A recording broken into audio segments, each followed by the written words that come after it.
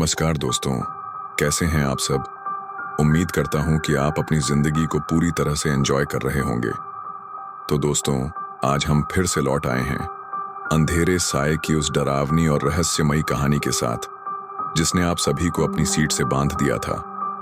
पिछली बार हमने देखा कि विवेक, जो चौल नंबर 17 में रहने आया था, एक अजीब और डरावनी औरत से सामना कर चुका है। सफेद साड़ी में वह औरत, जिसकी आंखें खाली थीं और चेहरा बेहद डरावना, उसने विवेक को बेसमेंट तक खींच लिया, जहां उसे एक लाल छाता और उस औरत की आवाज सुनाई दी। और फिर वह औरत अचानक उसके ठीक पीछे खड़ी हो गई।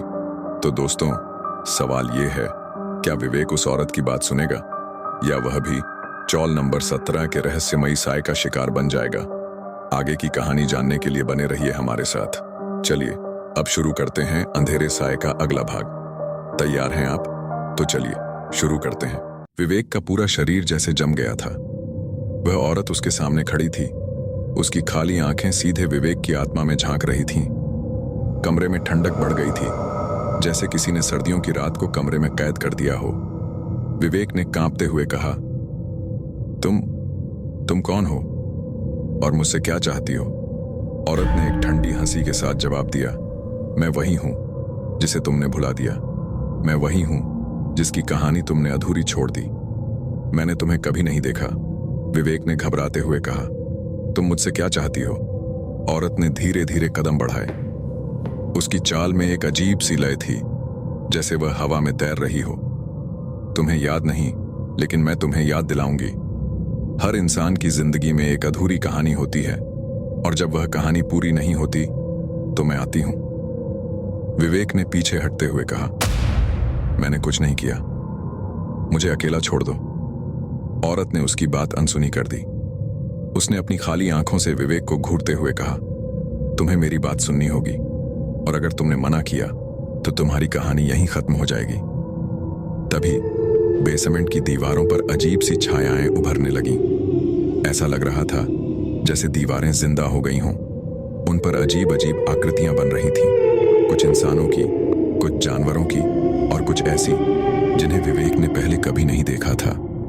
हर आकृति दर्द और चीखों से भरी हुई लग रही थी। ये सब क्या है? विवेक ने कांपते हुए पूछा।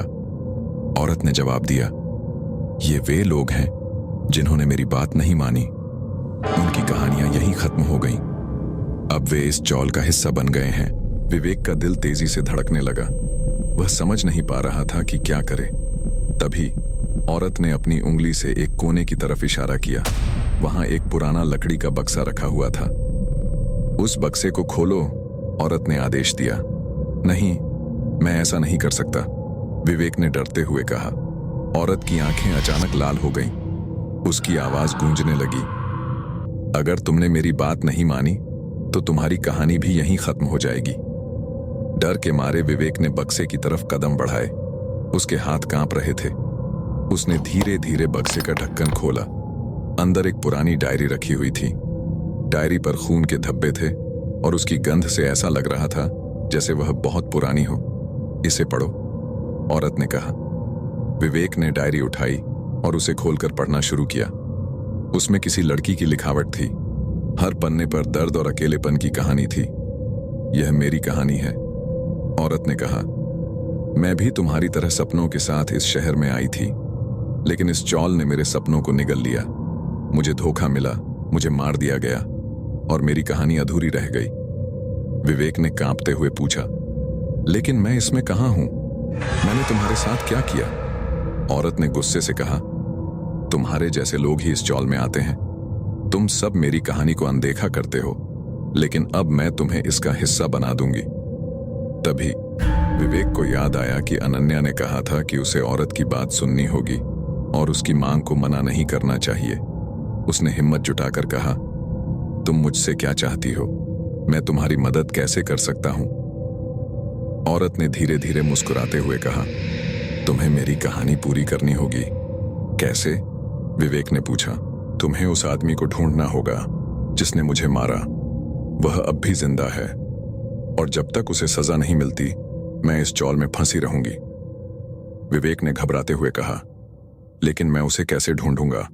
मुझे उसके बारे में कुछ नहीं पता। औरत ने अपनी उंगली से डायरी की तरफ इशारा किया। सब कुछ इसमें लिखा है। विवेक ने डायरी के पन्ने पलटने शुरू किए। उसमें एक नाम बार बार लिखा हुआ था, रघु शेट्टी। यह नाम चौल के मालिक का था। विवेक को याद आया कि चौल के बारे में कई अफवाहें थीं, लेकिन किसी ने कभी रघु शेट्टी का जिक्र नहीं किया था। रघु शेट्टी ने मुझे मारा, औरत ने कहा। वह अब भी इस चौल के पीछे छुपा हुआ है। उसे ढूंढो और मेरी कहानी पूरी करो। विवेक ने डरते हुए कहा, अगर मैं ऐसा नहीं कर पाया तो? औरत ने ठंडी आवाज में कहा, तो तुम्हारी कहानी भी यहीं खत्म हो जाएगी और तुम भी इन दीवारों का हिस्सा बन जाओगे। तभी बेसमेंट की दीवारों से चीखें गूंजने लगीं। ऐसा लग रहा था जैसे वे आत्माएं विवेक को खींचने की कोशिश कर रही हों। तुम्हारे पास सिर्फ 3 दिन हैं, औरत ने कहा। अगर तुमने रघु शेट्टी को नहीं ढूंढा तो मैं तुम्हें हमेशा के लिए अपने साथ ले जाऊंगी। विवेक बेसमेंट से भागकर अपने कमरे में आ गया। उसका दिल इतनी तेजी से धड़क रहा था कि उसे लग रहा था जैसे वह किसी पल फट जाएगा। उसने दरवाजा बंद किया और कुर्सी पर बैठ गया। उसकी आंखों के सामने अभी भी उस औरत का चेहरा घूम रहा था। डायरी उसके हाथ में थी। उसने उसे फिर से खोला और ध्यान से पढ़ना शुरू किया। हर पन्ने पर दर्द और पीड़ा की कहानी थी और हर बार रघु शेट्टी का नाम बार बार लिखा हुआ था। डायरी के आखिरी पन्ने पर लिखा था, अगर कोई मेरी मदद करना चाहता है तो उसे रघु शेट्टी को ढूंढना होगा। वह इस चौल के पीछे के गोदाम में छुपा हुआ है।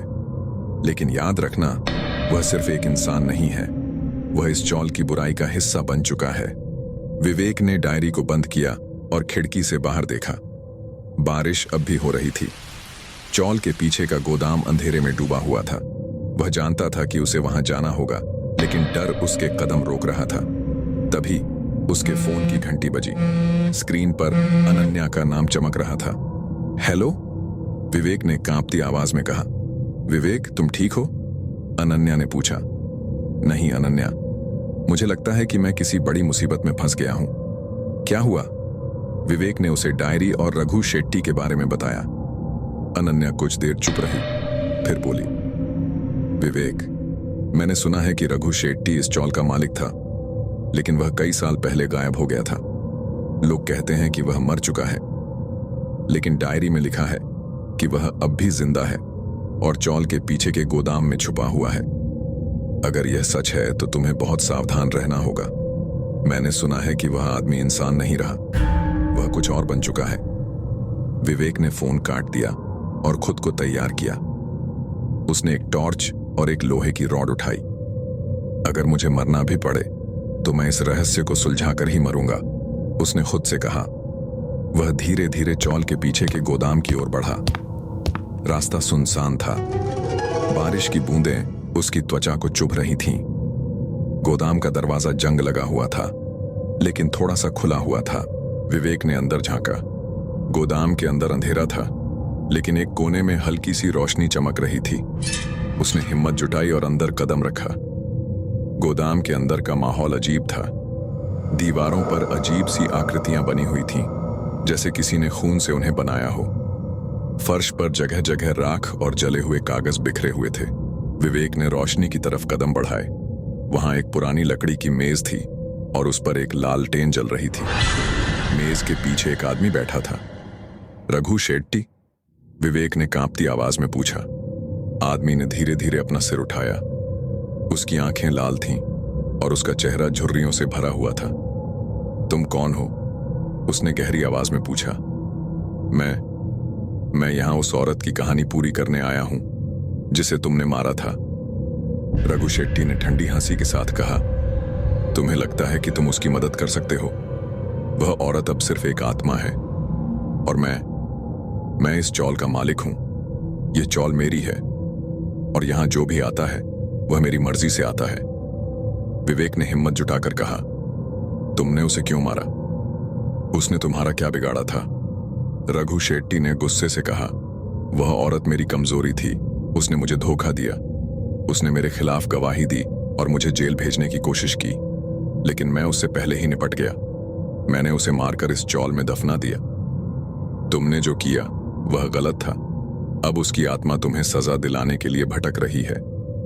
रघु शेट्टी ने ठंडी हंसी के साथ कहा, तुम्हें लगता है कि तुम मुझे सजा दिला सकते हो? मैं अब इंसान नहीं हूं। मैं इस चौल का हिस्सा बन चुका हूं और अब तुम भी मेरे हिस्से बनोगे। तभी गोदाम की दीवारें हिलने लगीं। ऐसा लग रहा था जैसे पूरी चौल जिंदा हो गई हो। रघु शेट्टी ने अपनी कुर्सी से उठकर विवेक की तरफ कदम बढ़ाए। उसकी चाल में एक अजीब सी ताकत थी। विवेक ने अपनी लोहे की रॉड से उसे रोकने की कोशिश की, लेकिन रघु शेट्टी पर कोई असर नहीं हुआ। उसने विवेक को पकड़कर दीवार की तरफ फेंक दिया। तुम मुझसे नहीं बच सकते, रघु शेट्टी ने कहा। तभी गोदाम के अंदर एक तेज रोशनी चमकी। वह औरत सफेद साड़ी में वहां प्रकट हुई। रघु शेट्टी, तुम्हारा समय खत्म हो गया है, उसने कहा। रघु शेट्टी ने गुस्से से कहा, तुम मुझे नहीं हरा सकती, यह चौल मेरी है। औरत ने अपनी आंखें बंद की और कुछ बुदबुदाने लगी। अचानक गोदाम की दीवारों से चीखें गूंजने लगी। ऐसा लग रहा था जैसे चौल की सारी आत्माएं जाग गई हों। रघु शेट्टी चीखने लगा। उसकी त्वचा जलने लगी और वह धीरे धीरे राख में बदलने लगा। नहीं, यह नहीं हो सकता, उसने चीखते हुए कहा। कुछ ही पलों में रघु शेट्टी पूरी तरह से गायब हो गया। औरत ने विवेक की तरफ देखा और कहा, तुमने मेरी कहानी पूरी कर दी, अब मैं आजाद हूं। विवेक ने राहत की सांस ली, लेकिन तभी औरत ने कहा, लेकिन तुम्हारी कहानी अभी खत्म नहीं हुई। क्या मतलब? विवेक ने घबराते हुए पूछा। औरत ने मुस्कुराते हुए कहा, हर कहानी का एक अंत होता है, लेकिन तुम्हारी कहानी का अंत अभी बाकी है। विवेक ने चौल से बाहर निकलने की कोशिश की, लेकिन दरवाजा बंद हो गया। औरत की आवाज गूंजने लगी, अब यह चौल तुम्हारी है और अब तुम इसके नए मालिक हो। विवेक ने चीखते हुए कहा, नहीं, मुझे यहां से बाहर जाने दो। लेकिन चौल की दीवारें धीरे धीरे बंद होने लगीं। विवेक को एहसास हुआ कि वह अब इस चौल का हिस्सा बन चुका है। विवेक अब चौल का नया मालिक बन चुका था, लेकिन यह कोई जीत नहीं थी, यह एक अभिशाप था। चौल की दीवारें, फर्श और हर कोना अब उसे घूरता हुआ महसूस होता था। हर रात उसे अजीब अजीब आवाजें सुनाई देती, चीखें, रोने की आवाजें और कभी कभी किसी के कदमों की गूंज। वह समझ चुका था कि यह चौल सिर्फ एक इमारत नहीं थी, यह उन अधूरी कहानियों का मकबरा थी जो कभी पूरी नहीं हो पाई। विवेक ने खुद को संभालने की कोशिश की। उसने सोचा कि अगर वह इस चौल के रहस्यों को सुलझा ले तो शायद वह इस अभिशाप से मुक्त हो सकता है। उसने डायरी को फिर से पढ़ना शुरू किया। डायरी के एक पन्ने पर एक और नाम लिखा था, नीलिमा। यह नाम बार बार रघु शेट्टी के साथ जुड़ा हुआ था। डायरी में लिखा था, नीलिमा, एक मासूम लड़की जिसने इस चौल में अपने सपनों के साथ कदम रखा था, लेकिन वह नहीं जानती थी कि यह चौल उसके लिए एक जाल बन जाएगी। रघु शेट्टी ने उसे धोखा दिया, उसका भरोसा तोड़ा और फिर उसकी इज्जत लूटकर उसे मार डाला। विवेक के हाथ कांपने लगे। यह सिर्फ एक हत्या का मामला नहीं था, यह एक ऐसा अपराध था जिसने नीलिमा की आत्मा को इस चौल में कैद कर दिया था। विवेक ने चौल के पुराने निवासियों से बात करने की कोशिश की, लेकिन हर कोई इस बारे में बात करने से डरता था। नीलिमा का नाम मत लो, एक बूढ़ी औरत ने कहा। वह नाम इस चौल के लिए श्राप है। लेकिन एक आदमी जो चौल में कई सालों से रह रहा था ने विवेक को बताया। नीलिमा एक सीधी सादी लड़की थी। वह यहां नौकरी की तलाश में आई थी, लेकिन रघु शेट्टी ने उसे अपने जाल में फंसा लिया। उसने उसे शादी का झांसा दिया और फिर वह आदमी चुप हो गया। फिर क्या? विवेक ने पूछा। फिर उसने नीलिमा के साथ जबरदस्ती की, और जब नीलिमा ने पुलिस में जाने की धमकी दी तो उसने उसे मारकर इस चौल के बेसमेंट में दफना दिया। विवेक को अब समझ आ गया था कि नीलिमा की आत्मा क्यों भटक रही थी। वह न्याय चाहती थी, लेकिन सवाल यह था कि वह न्याय कैसे दिलाए। रघु शेट्टी तो अब मर चुका था। तभी एक रात जब विवेक अपने कमरे में बैठा था तो उसे खिड़की के बाहर वही औरत दिखाई दी, लेकिन इस बार वह नीलिमा थी। उसकी आंखों में दर्द और गुस्सा था। तुमने मेरी कहानी पढ़ी है, नीलिमा ने कहा। अब मेरी आत्मा को शांति दिलाओ। मैं कैसे? विवेक ने पूछा। तुम्हें सच को दुनिया के सामने लाना होगा। विवेक ने नीलिमा की डायरी को सबूत के तौर पर पुलिस के पास ले जाने का फैसला किया, लेकिन यह इतना आसान नहीं था। चौल की आत्माएं उसे रोकने की कोशिश कर रही थीं। हर बार जब वह चौल से बाहर निकलने की कोशिश करता तो दरवाजे अपने आप बंद हो जाते। दीवारों से अजीब अजीब आकृतियां उभरने लगतीं। तुम यह नहीं कर सकते, एक गूंजती हुई आवाज ने कहा। यह चौल अब तुम्हारी है और तुम इसे छोड़कर नहीं जा सकते। लेकिन विवेक ने हार नहीं मानी। उसने किसी तरह चौल से बाहर निकलकर पुलिस स्टेशन पहुंचने की कोशिश की। पुलिस ने पहले तो उसकी बात को गंभीरता से नहीं लिया।